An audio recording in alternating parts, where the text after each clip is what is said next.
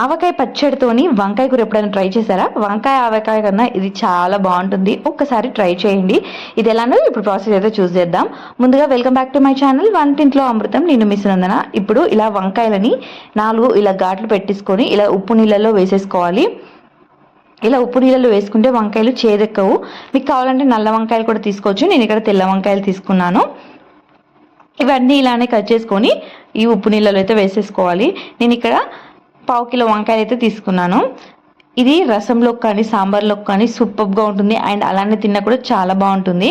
ఆవకాయ ఎక్కువ ఇష్టం ఉన్న వాళ్ళు ఇలా ట్రై చేయండి ఒకసారి. ముందుగా నేను ఇక్కడ అల్లం ఆవకాయ పచ్చడి తీసుకున్నాను. ఒక కప్పు కొంచెం తక్కువగా తీసుకున్నాను. ఇప్పుడు మిక్సీ జార్లో ఒక 2 ఉల్లిపాయలు పెద్దవి కట్ చేసుకొని ఇలా మెత్తటి పేస్ట్ లాగా మిక్సీ పట్టేసుకున్నాను. ఆవకాయ పచ్చడి రెసిపీ కావాలంటే నేను కింద డిస్క్రిప్షన్లో లింక్ ఇస్తాను, ఒకసారి చెక్ చేయండి. నేను ఇక్కడ అల్లం ఆవకాయ పచ్చడి అయితే తీసుకున్నాను. చూసారా ఎంత మంచి కలర్లో ఉంది పచ్చడి అయితే. కొత్త ఆవకాయ కాబట్టి చాలా చాలా బాగుంటుంది. డైలీ ఇదే తింటున్నాను కాబట్టి కొంచెం వింతగా ట్రై చేద్దాం అనేసి ఇదైతే ట్రై చేశాను. ఇప్పుడు కడాయిలో ఆయిల్ వేసుకొని ఇందులో కట్ చేసుకున్న వంకాయలు వేసుకోవాలి.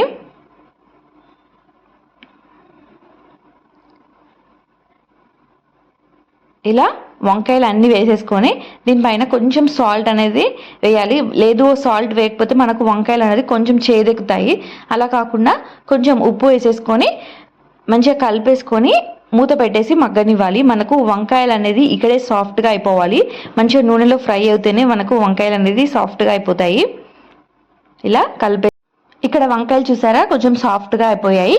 ఇప్పుడు తీసి దీని అయితే సైడ్కి పెట్టేసుకోవాలి. మీరు హాస్టల్లో ఉండే వాళ్ళైనా బ్యాచిలర్స్ అయినా మంచి అమ్మ దగ్గర నుంచి ఆవకాయ తెచ్చుకొని ఇలా కర్రీస్ అయితే చేసుకోండి, చాలా బాగుంటుంది. ఇప్పుడు అదే కడాయిలో కొంచెం తాలింపు వేసుకోవాలి. ఇప్పుడు అందులో ఆవాలు, జీలకర్ర, కొంచెం ఎండుమిర్చి, అలానే కొంచెం శనగపప్పు, కరివేపాకు వేసుకున్నాను. ఇది కొంచెం ఫ్రై అయ్యాక అందులో కొంచెం పసుపు వేసుకోవాలి. ఈ పసుపు కూడా కొంచెం ఫ్రై అయిపోయాక మనము మిక్సీ చేసి పెట్టుకున్న ఉల్లిపాయ పేస్ట్ ఉంది కదా, అది కూడా వేసేసుకోవాలి.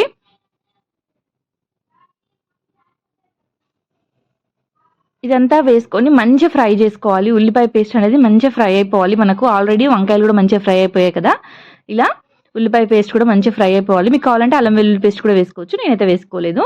ఇప్పుడు ఇందులోనే మనం ఫ్రై చేసి పెట్టుకున్న వంకాయలు వేసేసుకొని దానిపై నుంచి మనం ఆవకాయ వేసుకోవాలి.